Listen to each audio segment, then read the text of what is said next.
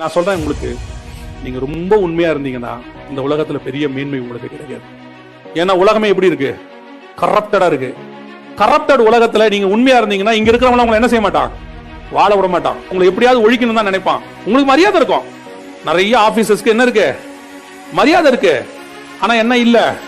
அவங்கள மாதிரி வசதி வாய்ப்புலாம் எதுவுமே இல்ல. எத்தனையோ உண்மையா இருக்கிற ஆபீசர்ஸ் தன் பிள்ளைகளுக்கு கூட ஃபீஸ் கட்டுறதுக்கு கஷ்டப்பட்டு இருக்காங்க. எத்தனையோ உண்மையா இருக்கிற பரிசுத்தவான்கள், ஏன் அவங்க ஆண்டவர் அறியாதவங்க கூட இருக்கலாம், உண்மையா இருக்கிறாங்க. அவங்க வாழ்க்கையில போதுமென்ற அளவு தான் இருக்கு. ஆனா இந்த வாங்குற கிரேட் இருக்குல்ல, அது நல்லா பயங்கரமா இருக்கு. இப்போ அந்த சிங்காசனம் வேணுமா? அந்த ஆசீர்வாதம் வேணுமா? இல்ல, இதெல்லாம் வேணாம். ஏதோ இருக்கட்டும். நான் கிறிஸ்துவுக்கு சாட்சியா நிக்கிறேன்னு சொன்னீங்கன்னா உன்னை கர்த்தர் வானத்துல இருக்கிற சிங்காசனத்துக்கு பக்கத்துல கொண்டு போய் உட்கார வச்சு, உலகத்துல சாட்சியா நின்னவன் பூமிக்குரிய சிங்காசனத்தை பெற்றுக்கொண்டான். ஆவியில சாட்சியா நின்னவன் பரலோகத்துக்குரிய சிங்காசனத்தை பெற்றுக்கொண்டான்.